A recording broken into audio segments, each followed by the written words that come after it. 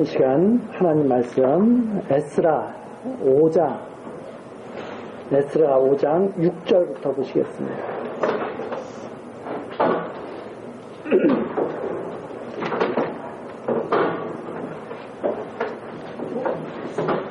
에스라 5장 6절입니다. 강서편 총독 다뜨네와 스달보스네와 그 동료 강서편 아바삭 사람이 다리오 왕에게 올린 글의 초본이 이러하니라. 그 글에 일렀으되 다리오 왕은 만한하옵소서.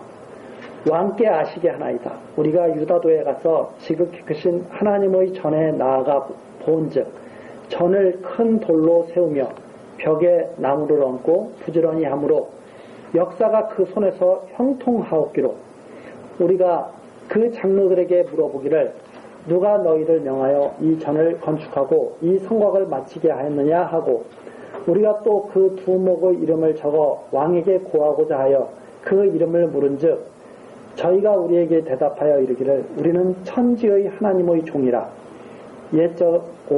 오랜 옛적에 건축되었던 전을 우리가 다시 건축하노라. 이는 본래 이스라엘의 큰 왕이 완전히 건축한 것이더니 우리 열조가 하늘에 계신 하나님을 경록해 하였으므로 하나님이 저희를 갈대아 사람 바벨론 왕 느부갓네살의 손에 붙이심에 저가 이 전을 헐며 이 백성을 사로잡아 바벨론으로 옮겼더니 바벨론 왕 고레스 원년에 고레스 왕이 조서를 내려 하나님의 이 전을 건축하게 하고 또 느부갓네살의 예루살렘 하나님의 전 속에서 금은 기명을 옮겨다가 바벨론 신당에 두었던 것을 고레스 왕이 그 신당에서 취하여 그 세운 총독 세스바살이라 이름한 자에게 내어주고 일러 가로되 너는 이 기명들을 가지고 가서 예루살렘 전에 두고 하나님의 전을 그 본처에 건축하라 하며 이에 이 세스바살에 이르러 예루살렘 하나님의 전지대를 놓았고 그때로부터 지금까지 건축하여 오나 오히려 피력하지 못하였다 하였사오나 이제 왕이 선히 여기시거든 바벨론에서 왕의 국고에 조사하사 과연 고레스 왕이 조서를 내려 하나님의 이 전을 예루살렘에 건축하라 하셨는지 보시고 왕은 이 일에 대하여 왕의 기쁘신 뜻을 우리에게 보이소서 하였더라. 17절.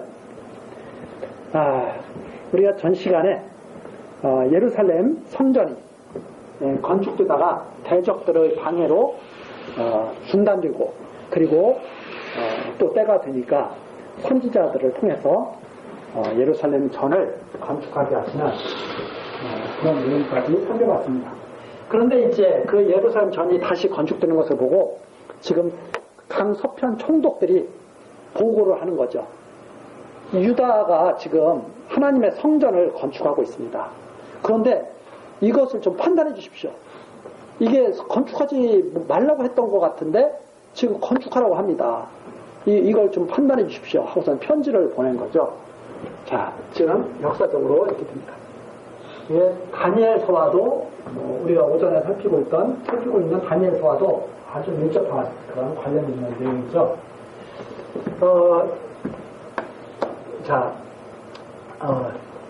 지금 605년에 포로로 잡혀갔던 1차 포로로 잡혀갔던 사람들이 있었다고 그랬습니다. 그런데 이 605년에 잡혀갔던 포로들도 있고 그 다음에 그 뒤에 2차 포로로 잡혀가고 3차 포로에 잡혀갔는데 이때가 586년이라고 했습니다. 1차 포로, 2차 포로, 3차 포로 이렇게 잡혀가죠. 그런데 하나님의 전이 보니까 516년에 하나님의 전이 재건하게 되었습니다. 성전이 재건되게 되었습니다. 성전. 586년에 성전이 회파가 되죠. 이 회파된 성전이 516년에 재건되게 되는데 거의 다 됐는데 이게 거의 한 520년 다 됐는데 이 얼마 남지 않았는데 포로로 지금 돌아와서 포로로 이렇게 돌아오게 되죠. 이게 1차 포로 귀환이죠. 포로 귀환. 이게 이제 537년, 7, 8년, 7, 6년경 됩니다. 그래서 이때 605년도에 포로를 어떤 학자들은 그래서 605년도에 포로로 잡혀갔던 포로가 70년 만에 돌아온다. 그래서 이것도 70년이다. 이렇게 말하는 학자들도 있습니다. 그러나 이제 우리가 더 정확히 예루살렘 멸망은 성전이 무너진 586년 그리고 예루살렘이 완전히 회복되는 것은 성전이 재건되는 516년으로 이렇게 성전을 중심으로 해서 보면 이게 이제 70년이 또 되죠. 그래서 여기도 70년이고 여기도 약 70여 년의 시간이 이렇게 흐르게 됩니다. 근데 왜 이렇게 2차 포로를 돌아오게 했었느냐? 고레스가 명을 내렸거든요. 빨리 가서 여호와의 성전을 너희들이 건축해라. 그 명이 나에게 떨어졌다. 이게 이제 예스라 1장 1절에 시작되는 얘기죠. 예스라 1장 1절 다시 한번 가서 보시면 바사왕 고레스 원년에 여호와께서 예레미야의 입으로 하신 말씀을 응하게 하시려고 예레미야에게 70년 말씀하셨거든요. 그걸 응하게 하시려고 바사왕 고레스의 마음을 감동시키셨다. 바사왕 고레스의 마음을 감동시키심에 공포를 내리는 거죠. 그래서 2절에 보면 바사왕이 그걸 고백합니다. 고레스가 그걸 고백을 하죠. 바사왕 고레스는 말하노니 하늘이신 여호와께서 세상 만국으로 내게 주셨고 이게 페르시아 이 바사 제국이 그냥 된 것이 아니라 하나님께서 주셨다. 왜 주셨느냐? 나를 명하사 유다 예루살렘에 전을 건축하라. 유다 예루살렘에 전을 건축하라. 이 명을 하나님께서 고레스에게 하십니다. 이 명을 이루게 하시려고 고레스로 하여금 조서를 발표합니다. 이 고레스 조서를 발표합니다. 돌아가라. 그래서 이때 이제 포로가 1차 귀환을 하게 됩니다. 돌아가라. 왜 돌아가냐면 이때까지 성전을 건축했습니다. 70년 만에 재건할 수 있도록. 그런데 돌아왔는데 성전을 건축하다가 대적들이 방해하니까 쭉 못하고 있는 거예요. 이제 거의 한 520년이 됐습니다. 못하고 있는 거예요. 충분히 할 수 있는 기간이었는데 했으면 벌써 끝났어야 되잖아요. 끝냈어야 됐는데 안 끝난 거예요. 이때 돌아왔는데 그거 왜 안 끝냈느냐? 하나님께서 정하신 이때 돼야 돼요. 그때까지는 대적의 방해를 받습니다. 대적의 방해. 그러면 우리들이 이렇게 생각하는 거예요. 아니 지금 백성들은 하나님의 성전을 건축하려고 재건하려고 열심히 노력을 하고 있어요. 근데 대적들이 방해를 해요. 대적들이 이기고 있는 거예요? 하나님이 이기고 계신 거예요?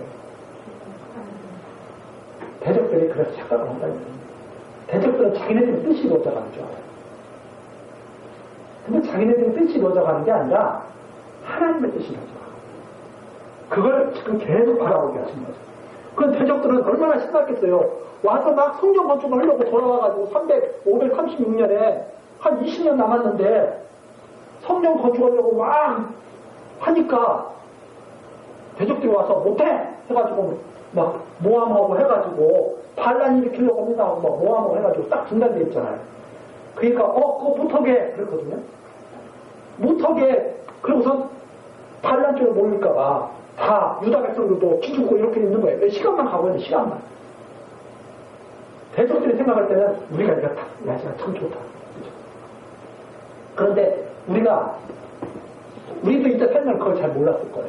근데 지금 이렇게 쫙 역사를 살펴보니까 이때 해가지고 이때 이 중단이 이루어지면 어떻게 하나님이 하시면서 어떻게 할 수가 있겠어요? 솔로몬이 그래서 전도서를 쓴 겁니다. 하나님이 다 정해놨다. 빼앗이야. 그래서 인간들이 이걸 막으려고 애를 써봤자 안 되는 거예요. 이때 해보려고 애를 써도 또 안 되는 거예요. 그럼 어떻게 되느냐? 하나님이 정하신다. 자, 이때의 고난은 그래서 택한 백성에게는 좋은 일에 나쁜 일에 좋은 일. 선택한 백성들에게는 하나님을 대적한 증거가 잔뜩 쌓아놓는 때가.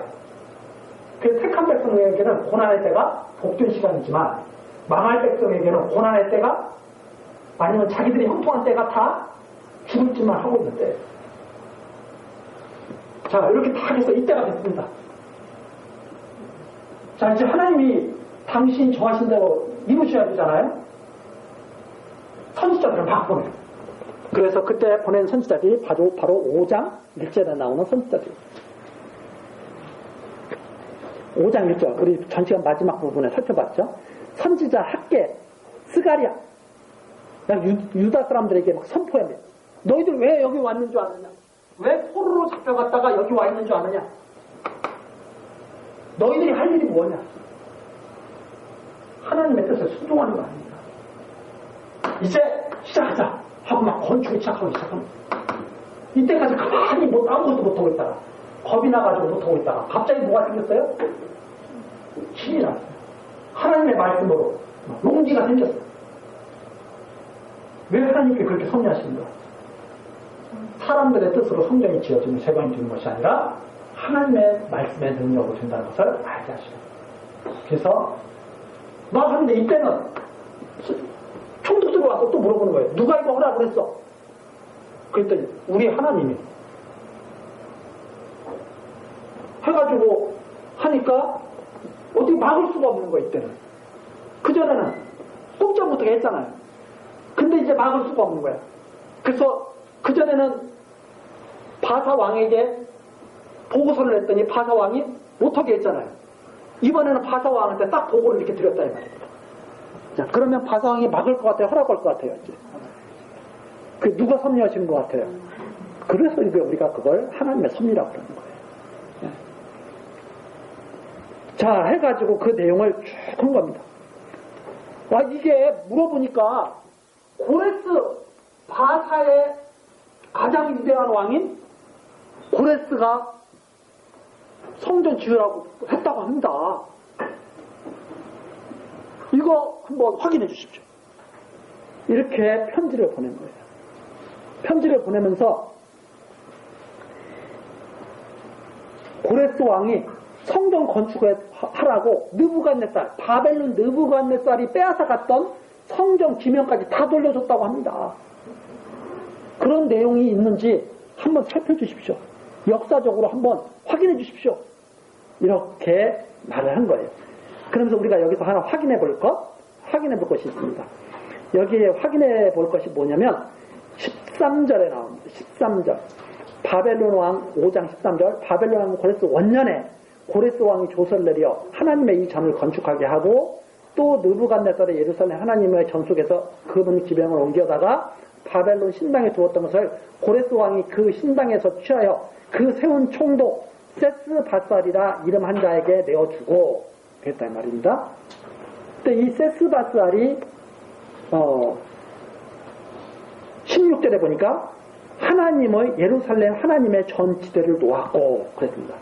이 세스바살이 이르러 하나님의 전지대를 놓았고 이랬죠. 자, 이때 활동했던 선지자가 스가랴 선지자가 있었다고 그랬죠. 학계 스가랴. 그러면 스가랴서 4장에 가서 한번 보겠습니다.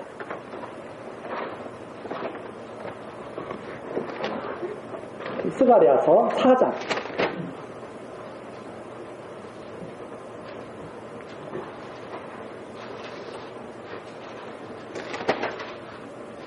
스가랴서 4장 6절 되죠.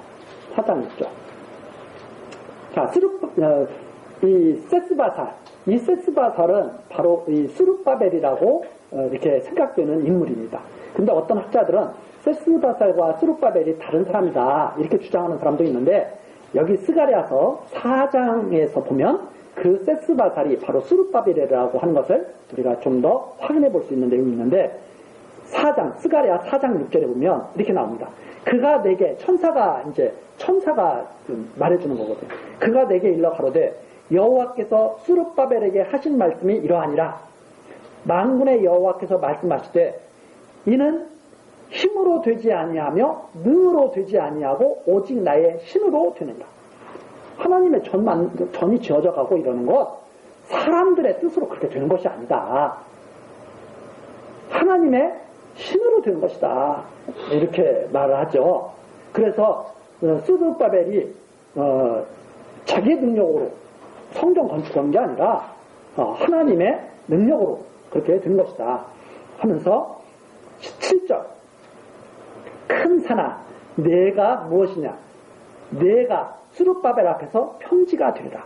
그가 머릿돌을 놓을 때 무리가 외치기를 은총이 그에게 있을지어다 하리라 하셨고, 여호와의 말씀이 또 내게 임하여 가라사대 9절 스룹바벨의 손이 이 전의 지대를 놓았은지, 그렇죠. 스룹바벨의 손이 이 전의 지대를 놓았은지 그 손이 또한 그것을 마치리라 하셨나니 만군의 여호와께서 나를 너희에게 보내신 줄을 내가 알리라 하셨느니라. 이렇게 나오죠. 이 스가랴 선지자가 전해준 내용이에요. 그러면 다시 에스라서 5장으로 돌아와서 에스라서 5장 15절 일러 가로되 너는 이 기명들을 가져가서 예루살렘 전에 두고 하나님의 전을 그 본처에 건축하라 하며 이에 세스바살에 이르러 예루살렘 하나님의 전지대를 놓았고 이렇게 나오죠. 그러니까 이 세스바살이 바사 제국에서 공식적인 명칭으로 쓰여질 때는 세스바살, 이게 왕에게 보고될 때 이런 세스바살이라는 이름으로 보고가 되고, 그 다음에 유다 사람들과 함께 명명될 때는 스룹바벨이라고 이렇게 이름, 그러니까 다니엘서에도 보면 이름들을 다 바꾸잖아요. 그런 식으로 이렇게 했다고 하는 것을 우리가 추측해 볼 수 있다. 그래서 이 세스바살이 하나님의 전지대를 놓고 있습니다. 이걸 어떻게 해야 되겠습니까? 멈추게 해야 됩니까? 놔둬야 됩니까? 하고 왕에게 조서를 보낸 거예요. 그래서 5장 17절 이제 왕이 선이 여기시거든 바벨론에서 왕의 국고에 조사하다. 여기는 근데 바사라고 나오지 않고 바벨론이라고 나오거든요. 왜 그런가 하면 이 바벨론 제국을 메대 바사가 무너뜨리잖아요. 그런데 이 바벨론 제국을 그대로 다 메대 바사가 다 치저게 됩니다. 그래가지고 우리가 바로 바벨론 제국의 총통성을 가진 그런 나라다. 이렇게 해가지고 그 스스로가 바벨론의 그 총통성을 가진 그런 나라라고 명령을 했었습니다. 자기들이 스스로 그렇게 생각을 했었습니다. 그래서 메데 바사라고 하지 않고 바벨론이라고 이렇게 말을 하고 있는 거죠. 그래서 왕의 깊으신 뜻을 좀 알려주십시오. 어떻게 하는 것이 좋겠는지 하고 말하는 것이 바로 15장까지 내용입니다. 자, 이 조서를 받아든 바사 왕이 바로 이제 다리오 왕인데 이 다리오 왕이 살펴봐서 조서를 내리는 것이 6장에 나와 있습니다. 그래서 그 6장 내용이 이제 어떤 내용인지 같이 한번 보시면 6장 1절 이에 다리오 왕이 조서를 내려 서적곡간 곧 바벨론에서 보물을 쌓아둔 곳에서 조사하게 하였더니 진짜 그런 것이 있는지 한번 확인해봐라. 문서가 있는지 고레스 왕의 조서가 있는지 해가지고 살펴보게 하였는데 6장 2절 메대도 앙메다 궁에서 한 두루마리를 얻으니 거기 기록되었을 때 이게 메대도 앙메다 궁이라고 하는 것은 페르시아 왕들의 여름 휴양지라고 이제 알려져 있는데 거기에서 이제 문서가 발견된 거예요. 발견됐는데 3절 고레스 왕 원년에 조서를 내려 이르기를 예루살렘 하나님의 전에 대하여 이르노니 이 전 곧 제사 드리는 처소를 건축하되 지대를 견고히 쌓고 그 전에 고는 60규빗으로 광도 60규빗으로 하고 이게 이제 솔로몬 성전보다 훨씬 좀 더 잘 지어라 하는 뜻이거든요. 솔로몬이 지었던 것보다 훨씬 좀 잘 지어봐. 이렇게 이제 명을 내렸다는 말입니다. 이 크기가 크거든요. 이 크기가 크다는 것은, 이렇게 표현한 것은 훨씬 좀 낮게 지어라. 이런 의미를 가졌다고 보면서 4절입니다. 큰 돌 3켜에 새나무 한 켜를 놓으라. 그 경비는 다 왕실에서 드리라. 그리고 뭐까지 말했냐면 그거 짓는 경비 다 왕실에서 돼. 이렇게까지 고레스 왕이 명했던 거예요. 그러면서 또 느부갓네살이 예루살렘 전에서 취하여 바벨론으로 옮겼던 하나님의 전, 금, 은 기명을 돌려보내어 예루살렘 전에 가져다가 하나님의 전, 안, 각기 본처에 둘지니라 하였더라. 다 돌려줘가지고 원래 있던 자리로 다 돌려라. 이렇게 말한 거예요. 한번 보세요. 바벨론에 의해서 예루살렘 성전이 다 무너졌을 때 이게 다 바벨론 것이 되는 줄 알았죠. 근데 가만히 잘 보관하고 있다. 그 당시 가장 힘든 나라가 어디예요? 바벨론. 가장 힘든 자에게 너 보관하고 있어. 너 아무도 못 뺏어가지고 네가 보관하고 있어. 그러다가 때가 되니까 고레스 왕에게 야 그거 다시 다 찾아 하고 돌려보냈다. 이게 하나님이 하시는 섭니다. 그래서 뺏긴 것 같지만 이때 와서 보니까 뺏긴 것이 아니라 잘 보호하여 주십니다. 하나님의 능력을 알게 하시죠. 하나님의 능력을 알게 하시죠. 그래서 우리가 이런 것들을 보면 하나님이 하시는 섭리를 참 우리들이 이해하는 것이 하나님의 말씀 아니면 이해하기가 참 어렵다는 것을 아시죠. 왜? 우리는 우리 손에서 나가면 뺏긴 거잖아요. 사실이잖아요. 그런데 하나님이 보실 때는 뺏었다가 다시 주시려고. 왜? 하나님 능력을 보이시려고. 그게 바로 하나님이 하시는 일이죠. 그래서 사람들의 능력으로 되는 것이 아니라 하나님의 능력으로 모든 것들이 이루어져 간다는 것을 잘 알게 하시려는 것이 바로 하나님이 정하신 역사 섭리 가운데서 나타나고 있습니다. 자, 이렇게 해서 이렇게 발견된 거예요, 그게. 이 편지를 안 보냈으면 발견됐겠어요? 안 발견되겠어요? 자, 성전을 제거하려면 여러 가지가 많이 필요할 거 아니에요. 기간도 얼마 안 남았는데. 뒤에서 빨리빨리 지으라고 이제 성전 짓는 경비까지 빨리빨리 주셔야 되잖아요. 그러니까 서편 총독들은 이제 막으라 그러는데 막으려고 했었는데 막기는커녕 이제 열심히 도와줘야 되겠지. 이제 그렇게 되어버린 역사가 지금 나타나는 거죠. 그러면서 6절입니다. 이제 서편 총독 다뜨네와 스달보스네와 너희 동료 서편 아바삭 사람들은 그곳을 멀리하여 하나님의 전 역사를 막지 말고 유다 총독과 장로들로 하나님의 이 전을 본처에 건축하게 하라. 너희들은 거기에 절대 간섭하지 마. 멀리 하라는 소리는 거기 가서 찝쩍대지 마. 이거거든요. 그래서 한마디로 말해서 성전 건축하면서 방해하면 너희들 죽는다. 이렇게 오히려 편지가 온 거나 마찬가지예요. 그냥 멀리 해라. 건축하는 거 방해하지 마라. 지금 누구의 능력이 나타나고 있어요? 하나님의 능력. 그게 스가랴 선지자에게 하신 말씀. 그게 사람의 능력으로 되는 게 아니야. 이런 말씀이죠. 그러면서 8절. 내가 또 조서를 내려서 하나님의 이 전을 건축함에 대하여 너희가 유다 사람의 장로들에게 행할 것을 알게 하노니 그리고서 명령을 내립니다. 왕의 재산 곧 강 서편 세금 중에서 그 경비를 이 사람들에게 신속히 주어 저희로 지체하지 않게 하라. 성전 짓는 경비를 빨리 대줘야 돼요? 천천히 줘야 돼요? 빨리빨리 대줘야 돼요. 왜? 516년에 성전이 완전히 재건돼야 돼요. 그래서 될 일은 쉽게 돼요? 어렵게 돼요? 될 일은 쉽게 돼요. 때가 돼요. 때가 안 됐을 때는 하려고 해도 돼야 안 돼요? 안 돼요. 왜 그런 역사를 하나님이 펼치셔요? 하나님의 능력으로 모든 세계가 이루어진 것을 알리셨어요. 하나님의 능력. 이게 성경에서 계속 말씀해 주고 계신 거란 말입니다. 그래서 하나님을 여호와로 경외하며 사랑하게 하시고 하나님을 사랑하게 하시고 하나님만 바라고 살게 하시고 그런 것이다.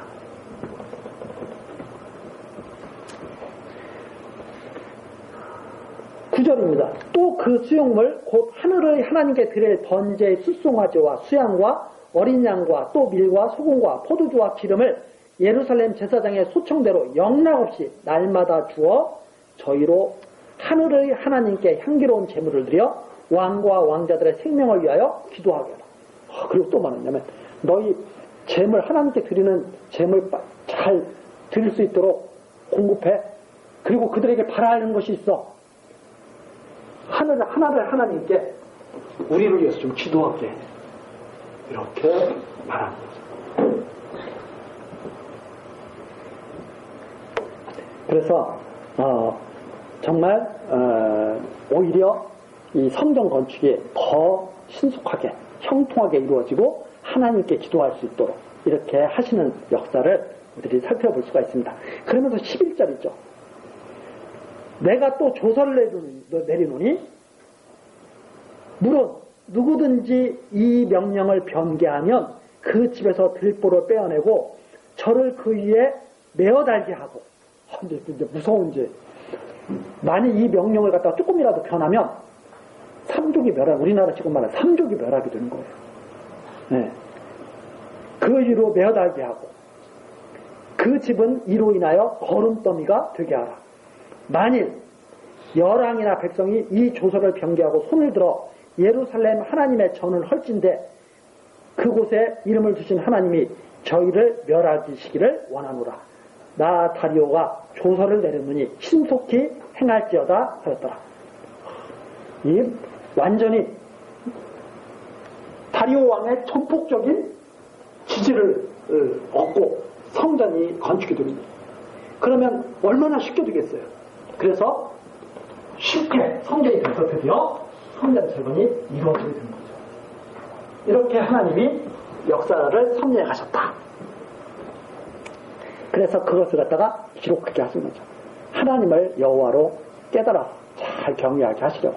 그리고 장차 이렇게 그리스도를 이게 바로 그리스도에 대한 역사를 담고 있거든요.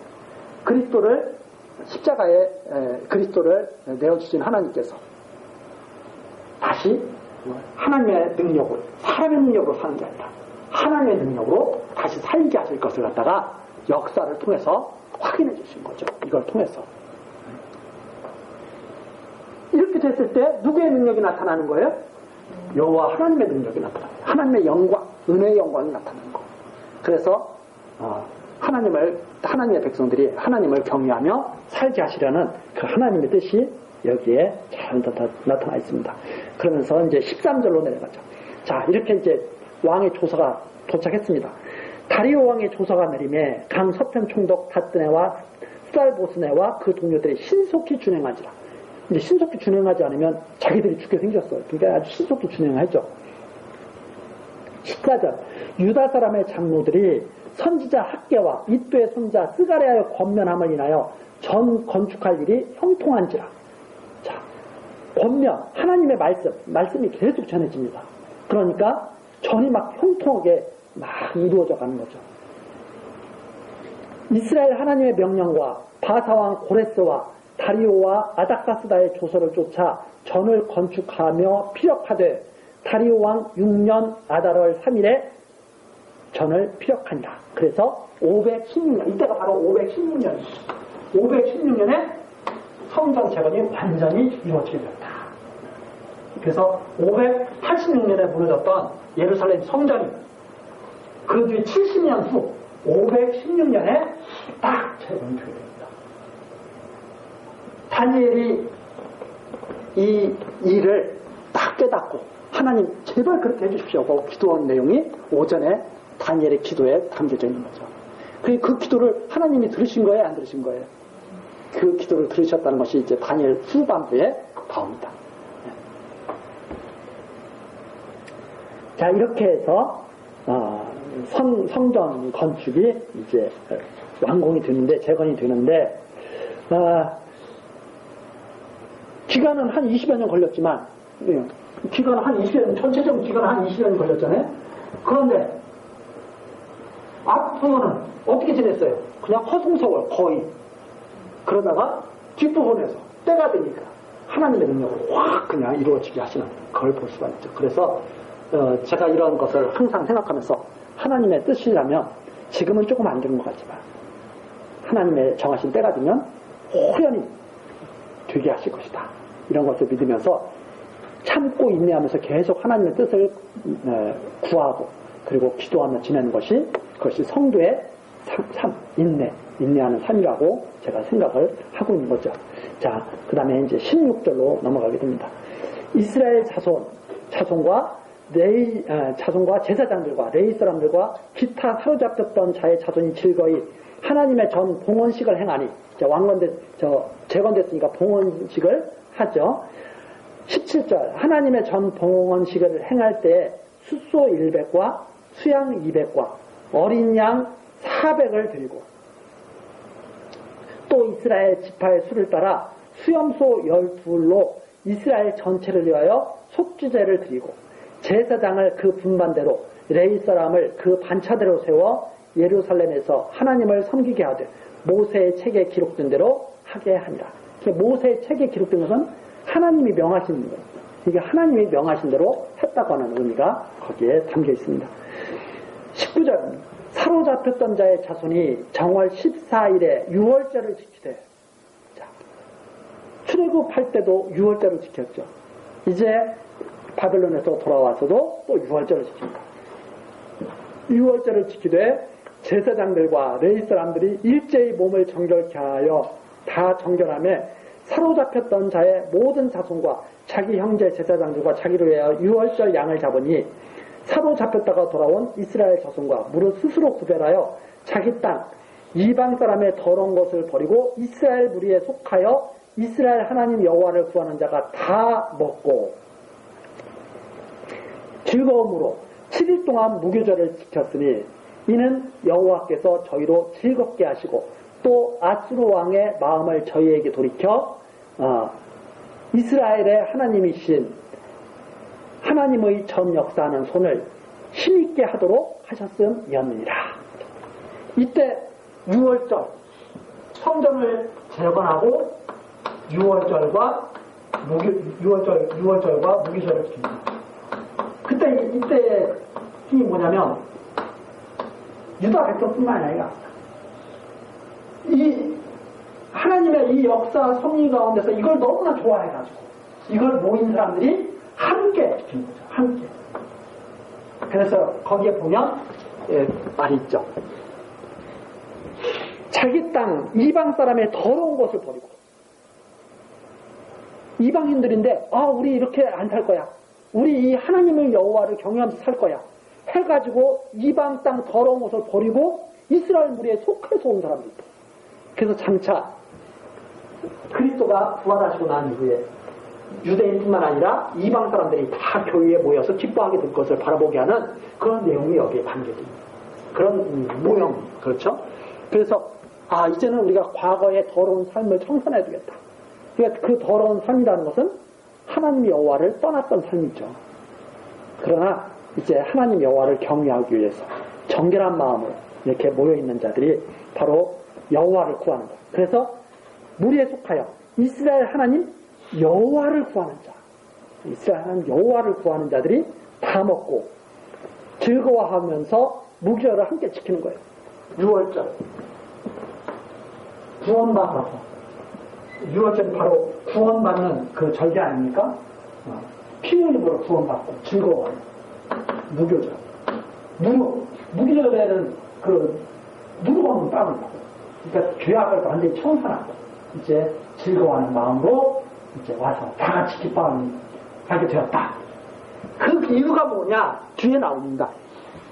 이는 이제 이런 것들을 설명해 주기 위해서 이런 거 앞에 이렇게 우리가 성전을 짓고 6월절 지키고 무교절 즐겁게 우리가 지냈다. 그 이유는 그렇게 우리가 할 수 있었던 것은 여호와께서 즐겁게 하게 하신 거예요. 아수르 왕의 마음, 이 아수르 왕의 마음이라고 하면서 아수르, 바벨론, 바사까지 지금 이어져 내려오고 있는 거잖아요. 그래서 제국은 나눠지지만 사실은 계속 같은 짐승의 그 나라들 있죠. 그래서 아수르 왕 때부터 지금 망하게 한 거 아닙니까? 지금 북쪽 이스라엘을 아수르 왕이라고 그래서 표현한 거죠. 그 마음을 다시 돌이키게 한 거, 다 돌려주게. 다. 그때는 다 뺏어갈 마음을 주셨는데, 망하게 할 때는. 지금은 다시 다 돌려줄 마음을 주신 거예요. 그래서 저희에게도 돌이켜 이스라엘의 하나님이신 하나님의 전 역사하는 손을 힘있게 돕도록 그렇게 하셨기 때문에 이렇게 즐거움을 누리는 것이다. 이 말입니다. 그래서 하나님께서 이렇게 은혜를 베푸시면 즐거운 때를 살게 되는 거고, 하나님께서 채찍을 때리시면 고난의 때를 살면서 하나님을 배우게 되는, 이제 그러한 일이 성도들에게 있게 되죠. 자, 이렇게 해서 6장 내용이 이제 5장 6장 내용이 끝나게 됩니다. 맨 처음에는 3, 4장에서는 하나님의 전 역사를 갖다가 방해를 했지만 5장, 6장에서는 하나님의 전 역사를 돕게 하시면서 드디어는 6월절, 무교절까지 지내면서 즐거워하게 하시는 그런 내용이 나와 있습니다. 그리고 나서 이제 7장으로 넘어가게 됩니다. 여기 1장서부터 6장까지는 포로가 돌아와서 1차 포로가 돌아와서 성전을 재건하는 내용. 그 다음에 이제 7장에서부터 이제 시작되는 내용은 두 번째 2차 포로가 돌아오는 내용이 이제 되게 됩니다. 2차 포로는 이제 그로부터 성전이 재건되고 나서 조금 시간이 또 이제 지나갑니다. 2차 포로 때는 누가 데리고 오냐면 에스라가 2차 포로를 데리고 오는데 약 458년경 536년경이 돌아오는데 2차 포로는 이제 성전이 재건되고 나서 약 458년경인가요? 458년경에 이제 돌아오게 됩니다. 2차 포로가 돌아오게 되는데 이때는 이제 에스라가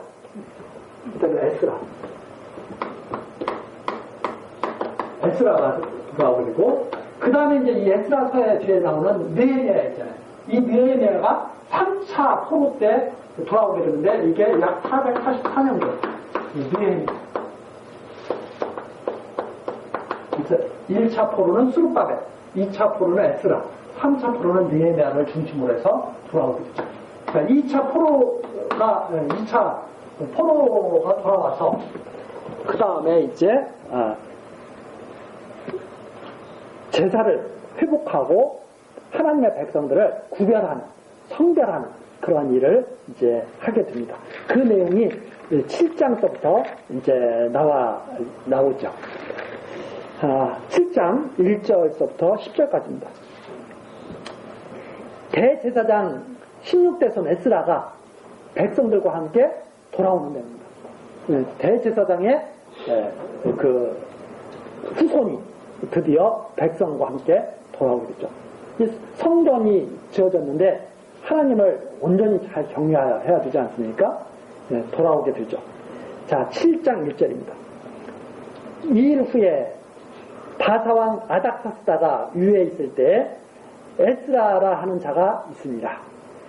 저는 스라야의 아들이요 아사랴의 손자요 힐기야의 증손이요 살룸의 현손이요 사둑의 5대손이요 아이둡의 6대손이요 아마레아의 7대손이요 아사랴의 8대손이요 무라요의 9대손이요 스라히야의 10대손이요 오시엘의 11대손이요 붓기의 12대손이요 아비수아의 13대손이요 비느하스의 14대손이요 엘르아살의 15대손이요 대제사장 아론의 16대손이라.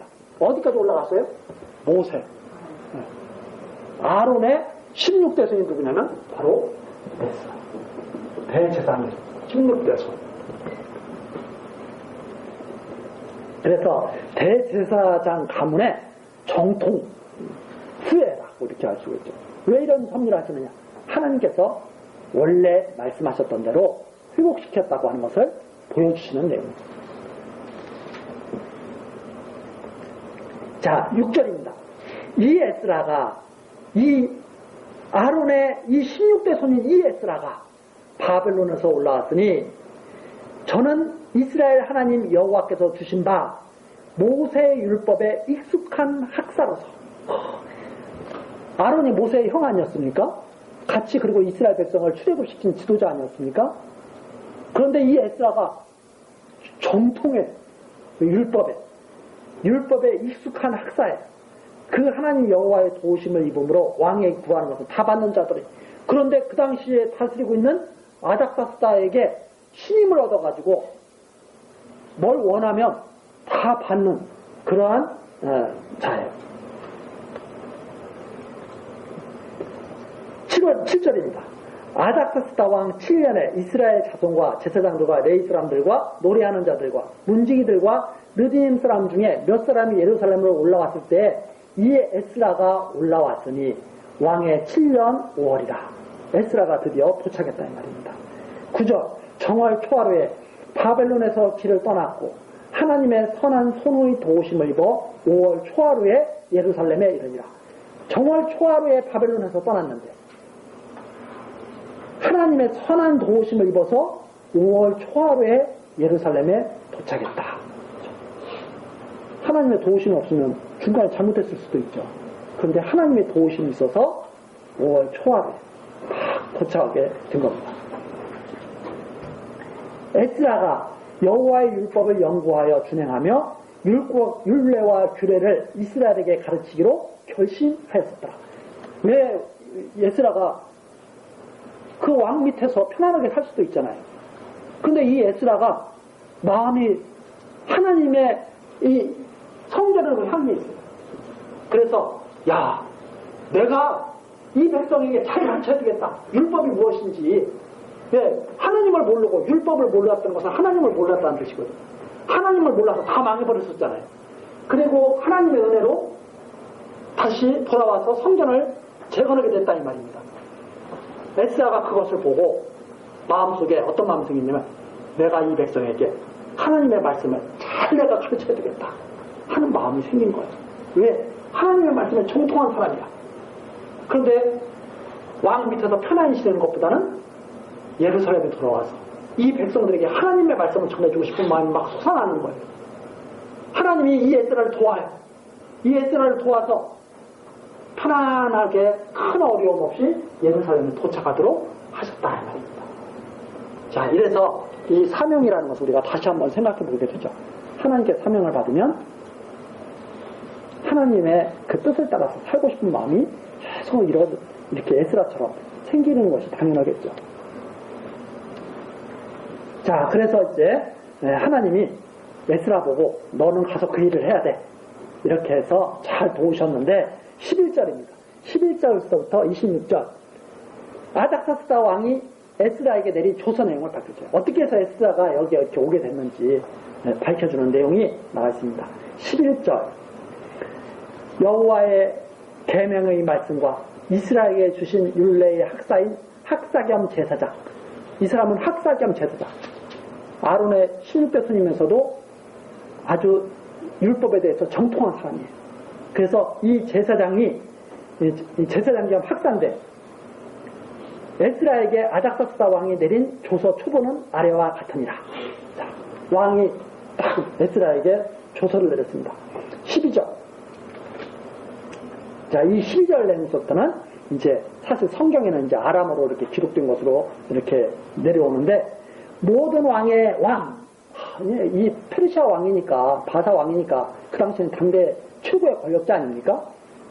모든 뭐 분봉왕들, 별 볼 일 없는 왕들도 있지만 그 왕들을 다 다스리는 왕이니까 이렇게 표현한 거죠. 모든 왕의 왕 아닥사스다는 하늘의 하나님의 율법에 완전한 학사 겸 제사장 에스라에게 에스라가 완전해. 그렇죠? 율법에 완전해. 율법에. 어설피 알고 있는 게 아니에요. 완전해. 그래서 에스라에게 조서하노니 우리나라에 있는 이스라엘 백성과 저희 제사장들과 레위 사람들 중에 예루살렘으로 올라갈 뜻이 있는 자는 누구든지 너와 함께 가죠. 너와 함께 갈 뜻이 있으면 같이 가. 네. 억지로 드리는 게 아니죠. 이렇게 막 보내요. 네. 때가 되면 알아서 다 보내. 뜻이 있는 자는 같이 올라가라. 이렇게 말하죠. 그러면서 14절. 너는 내 손에 있는 내 하나님의 율법을 쫓아 유다와 예루살렘의 정형을 살피기 위하여 왕과 일곱 모사의 보냄을 받았느니 여기서 왕과 일곱 모사라고 하는 것은 고위 관리라고 생각하시면 됩니다. 왕을 보좌하는 고위 관리들이 에스라를 다 보내기로 결의한 거예요. 너가 가서 한번 살펴봐라. 이렇게 결의를 했죠.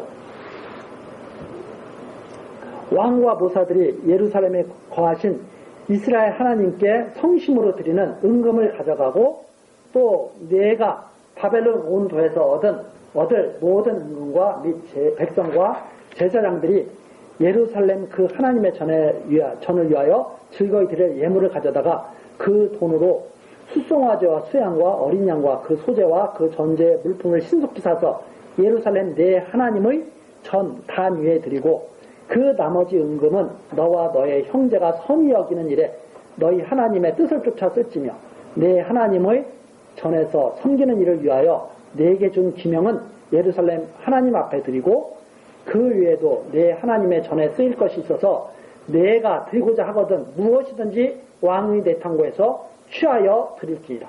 에스라를 보내면서 돈을 막 지금으로 말하자면 필요 경비를 막 줍니다.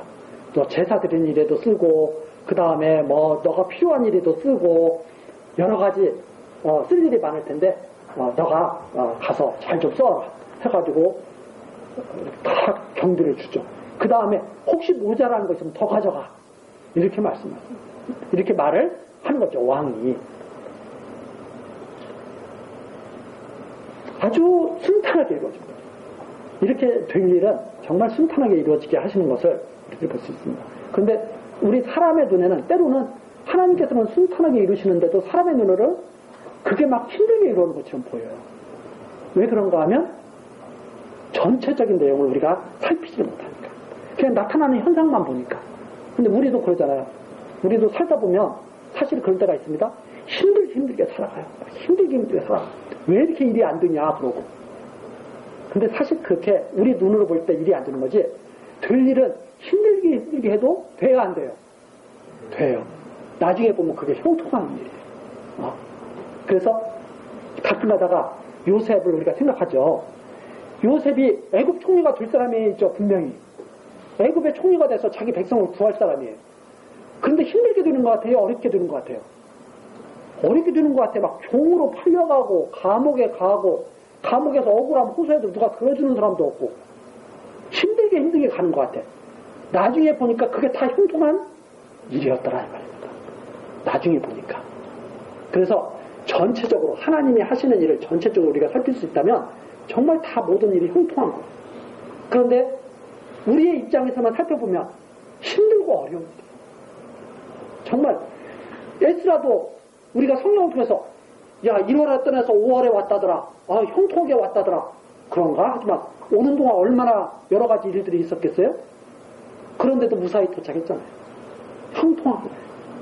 그걸 성경에서는 순탄한 일이라고 말을 해요. 그래서 우리가 단순히 단어 하나에 순탄하면 우리가 원하는 대로 어려움도 하나도 없고 형통하면 다 원하는 대로 막 다지고 이런 뜻이 아닙니다. 성경에서는 하나님의 뜻이 형통한 거예요. 하나님이 하시는 일이 순탄한 거예요. 그래서 하나님이 하시는 일을 봤을 때는 형통하고 순탄한 거예요.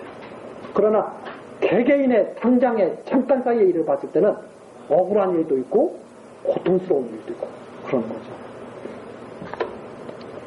자, 그 다음에 이제 21절입니다. 나 곧 아닥사스다 왕이 강 서편 모든 고지기에게 조서를 내려 이르기를 하늘의 하나님의 율법의 학사경 제사장 에스라가 무릇 너희에게 구하는 것을 신속히 시행하되 은은 100탈란트까지 밀은 100고르까지 포도주는 100밭까지 기름도 100밭까지 하고 소금은 정수 없이 하라. 원하는 거 다 줘라 이 말입니다. 이게 이제 상당히 많은 양이거든요. 상당히 많은 양인데 야 이 정도까지는 달라고 하는 대로 다 줘. 이렇게 말한 건데 이게 그 당시로서는 엄청난 경비를 지불하라는 뜻이에요. 그래서 예를 들어서 은 200탈란트 이거는 엄청난 양이죠. 자 그렇게 하면서 23절 무릇 하늘의 하나님의 전을 위하여 하늘의 하나님의 명하신 것은 삼가 행하라. 하나님의 명령이면 무엇이든지 잘 행해야 된다고 이렇게 말하는 겁니다. 어찌하여 진노가 왕과 왕자의 나라에 임하게 하랴. 내가 너희에게 이르노니 제사장이나 레위 사람들이나 노래하는 자들이나 문지기들이나 느디님 사람들이나 혹 하나님의 전에서 일하는 자들에게 조공과 잡세와 부세를 받는 것이 불가하니라 하였노라. 그리고서 세금 걷지 마. 그 사람들 하나님을 위해서 하는 거니까 너희들 괜히 나한테 뭐 세금 많이 내게 한다고 뭐 그렇게 해가지고 뺏고 그러지 마. 이렇게 왕이 명령을 내는 거죠. 그래서 하나님의 전에서 일하는 사람들을 어렵게 하지 말라고 이렇게 명하는 내용이 나옵니다. 그러면서 25절 에스라여 너는 내 손에 있는 내 하나님의 지혜를 따라 내 하나님의 율법을 아는 자로 유사와 재판관을 삼아 강서편 모든 백성을 재판하게 하고 그 알지 못하는 자를 너희가 가르치라. 너 가서 하나님 잘 가르쳐라. 이렇게 말하죠. 무릇 내 하나님의 명령과 왕의 명령을 준행치 아니하는 자는 속히 그 죄를 정하여 혹 죽이거나 정배하거나 가산을 정몰하거나 옥에 가둘지라 하였더라. 너의 말을 따르지 않으면 너가 다 벌을 줘라. 이렇게 이제 명령까지 다 유임까지 하죠. 그러면서 27절 우리 열주의 하나님 여호와를 송축할지로다. 그가 왕의 마음에 예루살렘 여호와의 전을 아름답게 할 뜻을 두시고. 자, 이렇게 아닥사스다 왕이 이렇게 조사를 내렸잖아요. 그걸 딱 보고 에스라가 이게 왜 이렇게 이루어지는 일인가 보니까 27절처럼 이루어진 일이에요. 이제 26절까지는 조서의 내용이고 27절은 이제 에스라가 이 섭리를 보면서 이제 증거하는 내용입니다. 우리 열주의 하나님 여호와를 송축할지로다.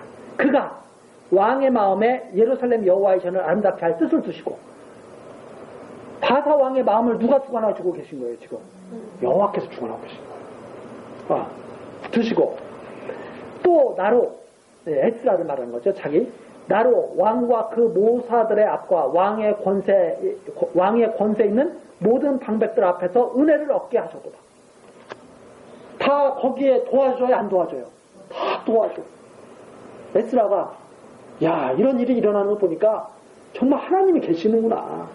다 이렇게 주관하셔가지고 일을 이루게 하시는 거구나.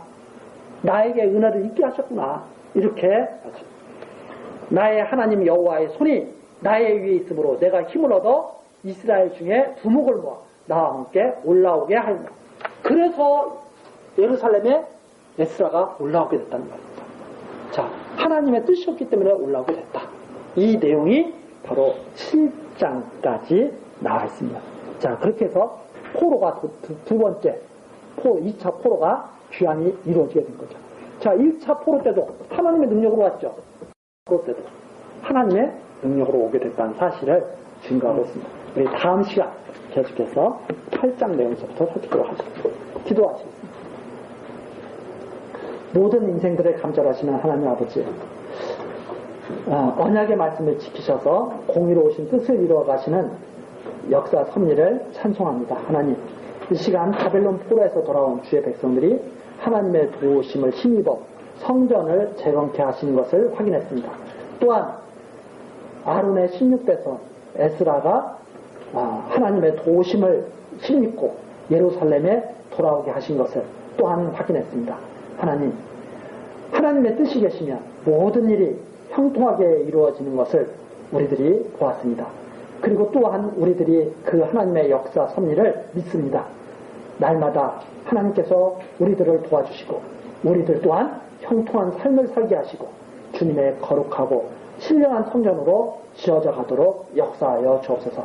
하나님께서 함께 하실 것을 믿사옵고 예수 그리스도의 이름으로 기도드리옵나이다. 아멘.